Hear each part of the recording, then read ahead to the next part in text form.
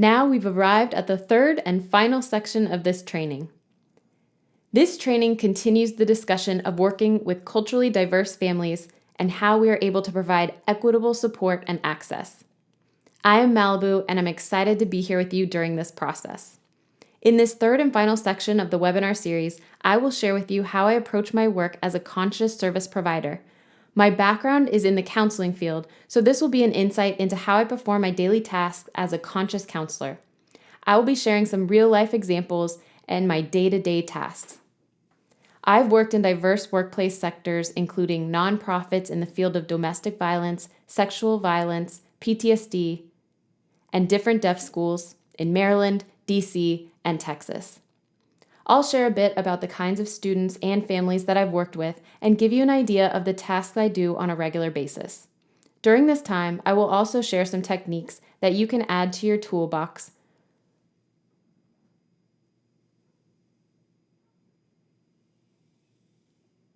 for your process of becoming a conscious provider.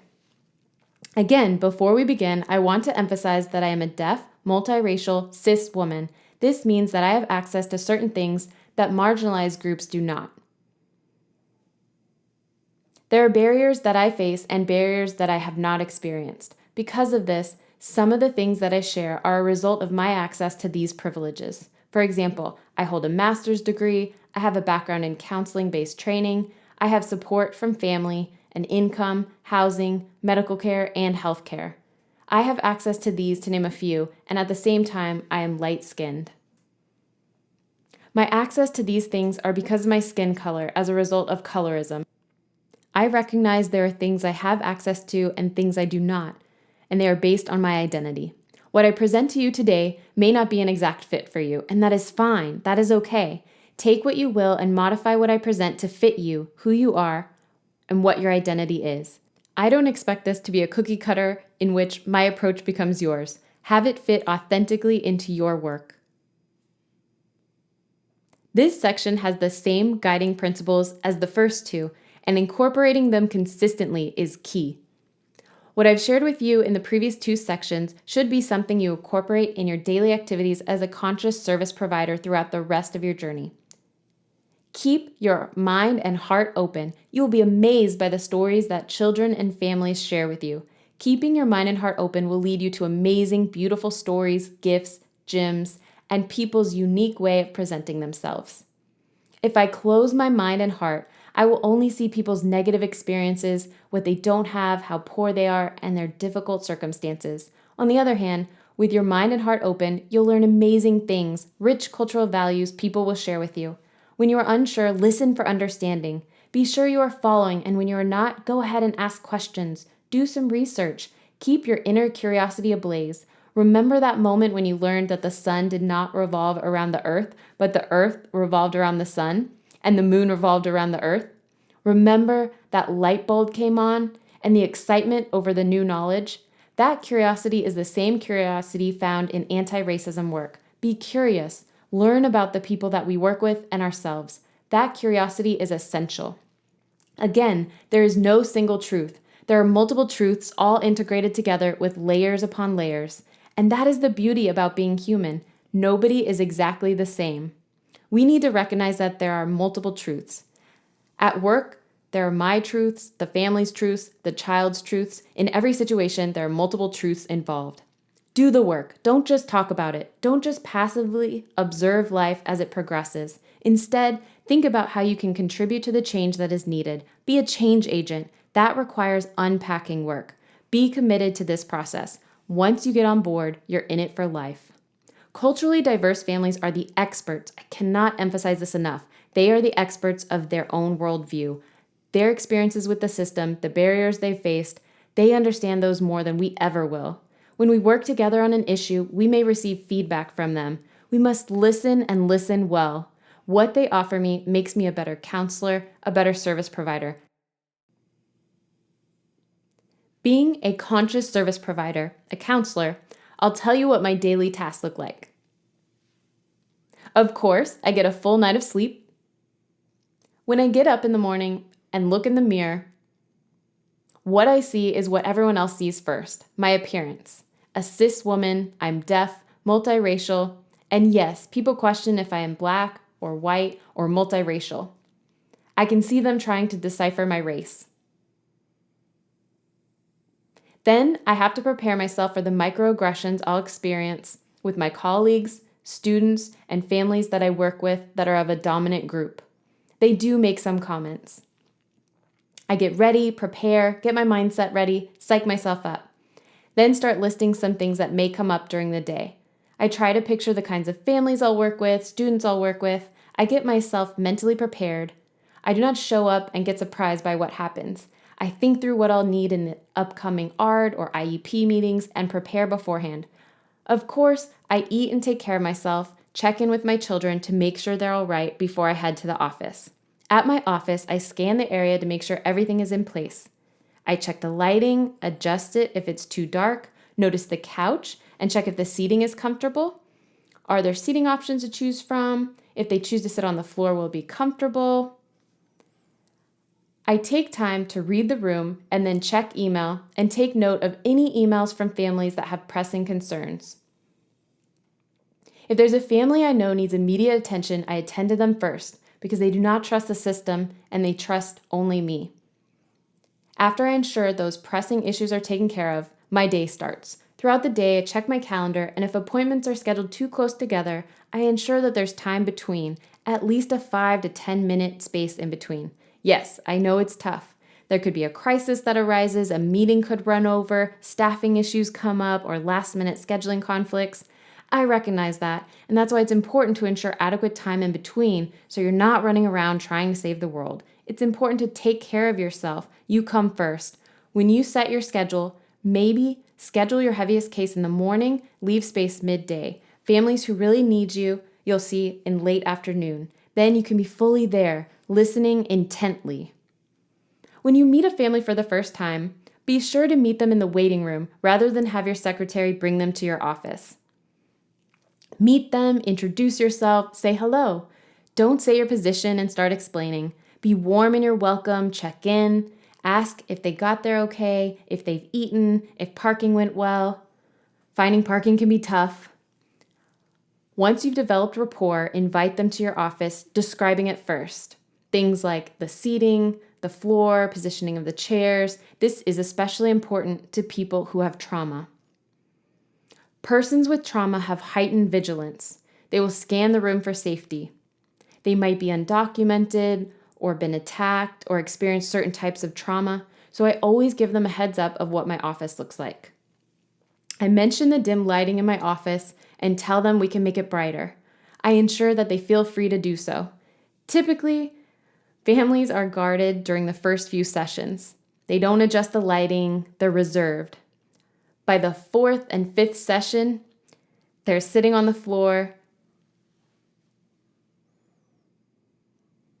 They're sharing more. They're warm, comfortable, and engaged. Know that it takes a few sessions, sometimes 10, before the family becomes truly comfortable with you. It's important to maintain the relationship, not go straight into business. Be warm, compassionate, learn what they love and enjoy, things they like to do with their children.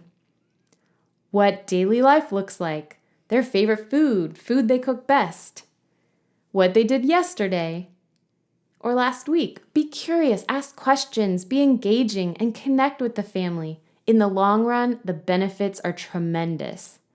At the end of the day, pause and reflect on the day. Ask, how did I do today? What feelings came up? Things you shelved now collecting dust, examine them closely. Debrief with a trusted colleague or supervisor. Share struggles you felt with a specific family.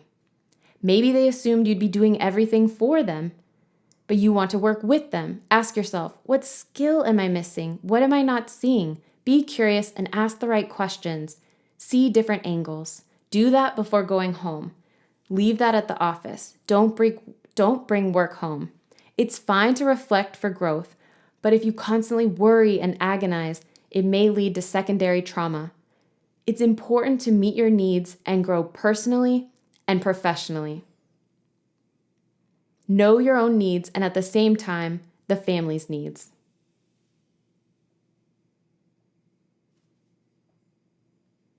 Now, our work life and personal life sometimes bleed into each other. But for the workplace, note how you can intentionally connect with people around you every day. Yes, the family comes in for 30 minutes to an hour and a half with me, but who truly makes the system equitable is me and my colleagues and the people working within the system. This means I must intentionally connect with the people next to me, my supervisors, people I supervise, interns and practicum students, people who work in other departments with similar positions, teachers, and different individuals outside the agency. I make sure to stay connected with each one of them. Being able to name things, having important conversations, knowing our respective strengths and using that as a resource, and using our people's power. Really looking at the gifts, gems that our colleagues have. Sometimes it seems easier for us, for myself as a counselor, to get things done on our own, but sometimes that does more harm than good because if I'm no longer there, the system will revert back to where families can't trust the system all over again. If I really want to be culturally conscious, I cannot be doing this work alone for myself. It must be the whole agency working collectively as a community, a school community, and agency community. We must come together and say we will change this system together to be more accessible for families who come in to get our services. That requires commitment from all. That momentum will be powerful and more impactful when we change the system. Maybe look at your policies and procedures. I mentioned in the previous 2 webinars, sometimes the rules in place are baseless. We just follow them because that's how it's always been. We say it's because of ethics, but ethics are not always black and white. There's a gray area. We must figure out how to navigate this to provide the most accessible service with the families, students, children that come, and the people who we collaborate with. Be sure to be constantly intentional. Don't wait to see how things play out on their own. We articulate why we do each specific step. Be intentional about connecting with certain people in order to dismantle the system. So that is a little of what my day-to-day experience is like as a conscious counselor. Next, I'll be talking about how I welcome people into my workspace. This includes colleagues, supervisors, teachers, and others into my office.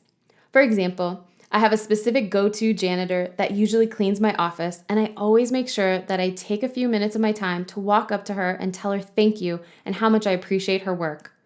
As time goes on and we get to know each other more and more, where we're from, our birthdays, celebrations, hearing about a pipe break at her home, I know about it because of that connection we've built.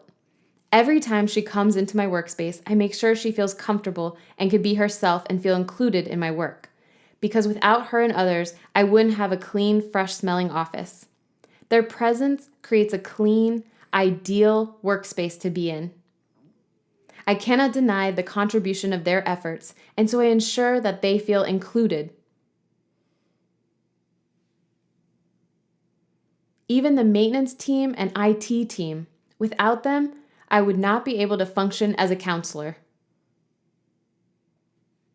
I think it is important to recognize we're part of a larger system and how other people's work has an impact on our ability to be a counselor. Recognize them, say hello, introduce yourself, connect with them. All of us in this system are human. We can get so wrapped up with our own work and forget about those that make such an impact on our daily lives. For those that come in for staffings, meetings, or to discuss services and programs, check in with how they're doing. Offer coffee, tea, water, or a simple snack. In my office, I always have a bucket of snacks. I have such a sweet tooth. Sometimes people take from there, but when someone doesn't like my selection of chocolates, they will let me know what they like, and then I make sure to buy it for them. It's such a simple thing, but it shows that I care about you. You belong in my office. Regardless of their identities or where they come from, they're welcome in my office. And this must be done with intention. Making someone feel welcome cannot be a passive act. It's a daily, intentional decision.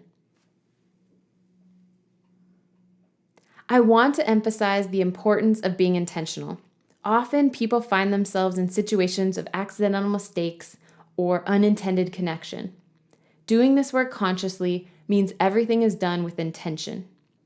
When I want a family to feel welcome when they are here with me, I do it with intention by creating a welcoming space, anticipating possible issues and solutions, and being able to answer why the family may not feel welcome. Is the issue in my office, or is it the system, their experience filling out forms? Is everything we are doing accessible or equitable? If not, then change it. We cannot just sit back and complain about the system when we are the system. We cannot detach ourselves from the system because we are part of the system and the system is part of us. If we accommodate our families and make them feel welcome, then the system will change as a result.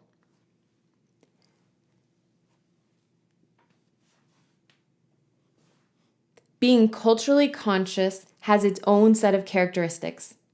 You may be comfortable with some of these, and others you may feel you need to work on. That is completely fine. The most important part is the foundational part of being culturally conscious, which includes humility. This is so important. As human beings, we can feel power through our knowledge. This pride can transform into being a know-it-all that only serves to make a power imbalance.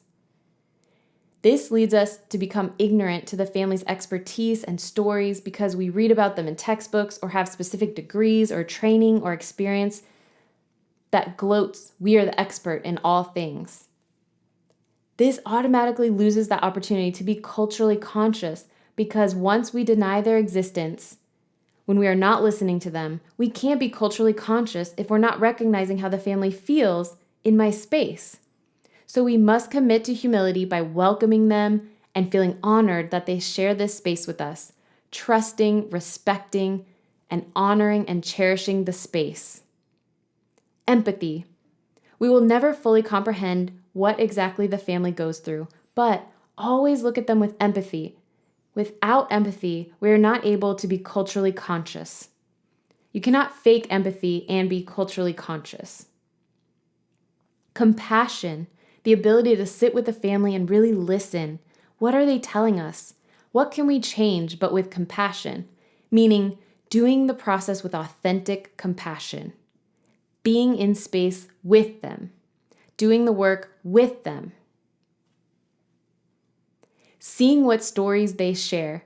Sometimes it's something powerful. Sometimes it's something like simple feedback.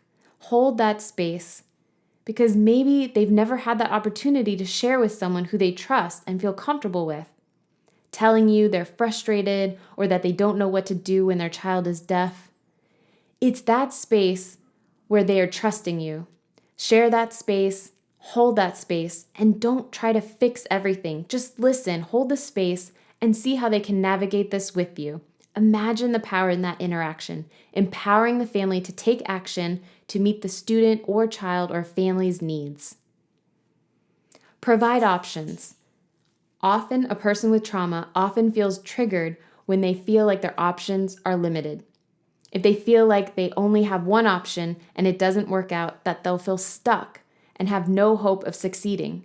So remind them that they always have options and different opportunities that are often overlooked. A person with trauma who feels triggered easily feels distrustful and only wants to do things one way in order to survive. So our job as a service provider is to show and remind them of their options, to help them become open to more possibilities. Because we have the privilege of knowing how to navigate the system, we should give them the options to navigate it as well. It's important also to be non-judgmental. Maybe a family comes into your office who is struggling with alcoholism, drug addiction, or specific abuses that the family has been experiencing from intergenerational trauma. Yes, we identify it, but we must not judge them and continue to honor the space. We may have discomfort about alcoholism and how it might affect the child right now. We recognize that, but we also have to note that they are revealing their struggles. Just imagine if we don't shame them and instead just listen, recognize, and give resources and referrals, help arrange social workers, case management, and what they need. The family will heal much faster than if I judge them. Judgment only perpetuates that cycle. Our job is to break that cycle by reminding them that they can break that cycle by empowering them to take control of their life. And the most important thing to do, whether it's working on trauma or working in the school system, is to validate. And validate often. Validate, validate, validate. Simply validating their experience provides relief. Someone believes me. Someone is listening. Someone really wants to hold space with me. Then they can take a deep breath and take the first steps towards healing. So it is important to always validate everything from a child with a hurt knee to someone who is severely impacted by systemic oppression. Validation works in all these situations. It may seem like a simple word, but the act of doing it is profound.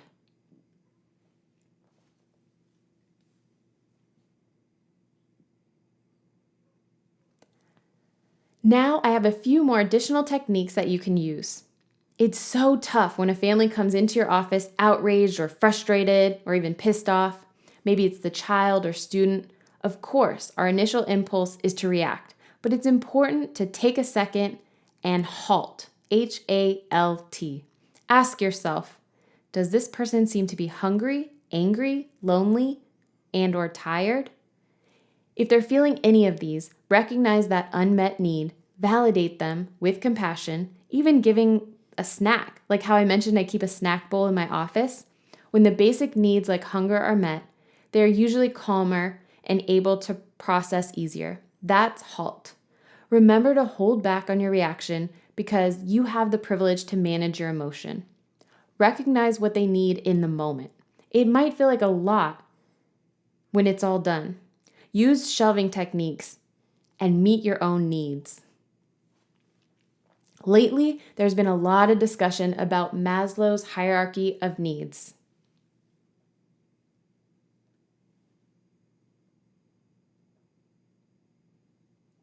The model shows levels of need from basic to self-fulfillment. Its focus is on individualism. What about families whose daily values focus on collectivism? How do we care for families so they can care for their community? Sometimes the family and community have a big impact on one another. It isn't just about, oh, they don't have food, a job, money, or housing, or that they have a lack of something. Collectivism is a lens that says, why aren't we taking care of our community? We must nurture and support the needs of the community. Continue to build your knowledge by utilizing different media. And today, there are so many platforms: smartphones, television, laptop, tablets. Your access to resources are everywhere. Take advantage of it. There's Netflix, Hulu, YouTube, TED Talks, docuseries, books. There are resources everywhere. Use them. If you're only relying on one person for your knowledge, there's something wrong with that picture. Google is great for finding quick answers. Take the time to look closely at what does and doesn't apply to your situation. Make sure you don't have just one person being your personal Google. Rely on yourself for your journey of becoming culturally conscious. And in addition to passively learning through media, learn actively by attending events. Be at your student or children or family's events. It could be a communion, sporting event, ballet class.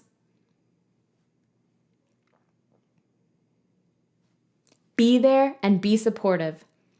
Be available, and you will see their cultural norms and become a part of their community. That connection will inspire your students. Yes, our professional ethics may say that it may not be the best idea to get too involved. But that comes from an individualistic perspective. What about the collectivist view, where we change ourselves by saying, what really are our ethics here? Navigate and explore that with your colleagues. Attend events with a clear intention to connect, not just be there, but to connect for the therapeutic benefit that results. When the connection with the family is stronger, sessions will be more effective. At the end of this webinar, there are activities that you are welcome to access and do anytime. There will be articles, TED Talks, YouTube videos, and some social media accounts to follow on Instagram to promote your daily practice. And again, if you haven't yet seen it, please watch 13th and Amend and read How to Be an Anti-Racist. If you have any questions, feel free to reach out to me. I will be available at any time. If you need a specific resource or need help finding something, I'm always available. Thank you for taking time to listen to my experiences, expertise, and views. I hope you use them to connect your families with intention. Thank you.